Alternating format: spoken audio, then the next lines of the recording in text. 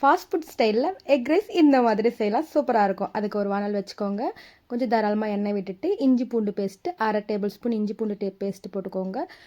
கருவேப்பிலை ஒரு கொத்து, பெரிய வெங்காயம் ஒரு மீடியம் சைஸ் பெரிய வெங்காயம் ஒன்று கட் பண்ணி போட்டுக்கோங்க. பச்சை மிளகா சின்னதாக கட் பண்ணி போட்டுக்கோங்க. போட்டுட்டு அதை நல்லா கிளறி விட்டுடுங்க. இப்போ கேரட்டு கொடை மிளகா துருவி போட்டுக்கனாலும் சரி, நீங்கள் கட் பண்ணி போட்டுக்கணும். ஸ்லைஸாக கட் பண்ணி போட்டிருக்கேன். முட்டைக்கோஸ் போட்டுக்கோங்க. முட்டைக்கோஸ் போட்டு நல்லா கிளறி விட்டுட்டு soya sauce, tomato sauce, chilli sauce போட்டுட்டு சால்ட்டு போட்டுக்கோங்க. தேவையான அளவு சால்ட்டு போட்டுட்டு நல்லா கிளறி விட்டுட்டு இப்போ ஒரு 2 நிமிஷம் நம்ம மூடி வச்சிடலாம். அடுப்பு மீடியம் ஃப்ளேமில் வச்சுட்டு மூடி வச்சுட்டு அதுக்கப்புறமா ஓப்பன் பண்ணி பாருங்கள். காய் நல்லா வெந்துட்டுருக்கும். இப்போ இந்த ஸ்டேஜில் நம்ம முட்டை எடுத்துருக்கோம் இல்லைங்களா, 3 முட்டை எடுத்துருக்கேன். அதை அதில் போட்டுடலாம். கொத்தமல்லி தழை தூவி விட்டுட்டு உடச்ச முட்டையை அதில் ஊற்றிடுங்க. ஊற்றிட்டு 2 நிமிஷம் நல்லா கலந்து விட்டுடுங்க. நல்லா வெந்து வந்ததுக்கு அப்புறமா நம்ம எடுத்து வச்சுக்க ரைஸை அதில் போட்டுடலாம். போட்டுட்டு நல்லா கலந்து விட்டுடுங்க. ஒரு கைவிடாமல் ஹை ஃப்ளேமில் வச்சுட்டு கலந்து விட்டு கொத்தமல்லி தழை தூவி இறக்குனீங்கன்னா செம்ம டேஸ்ட்டான ஃபாஸ்ட் ஃபுட் ஸ்டைலில் எக் ரைஸ் ரெடி ஆகிடுச்சு. பாய்.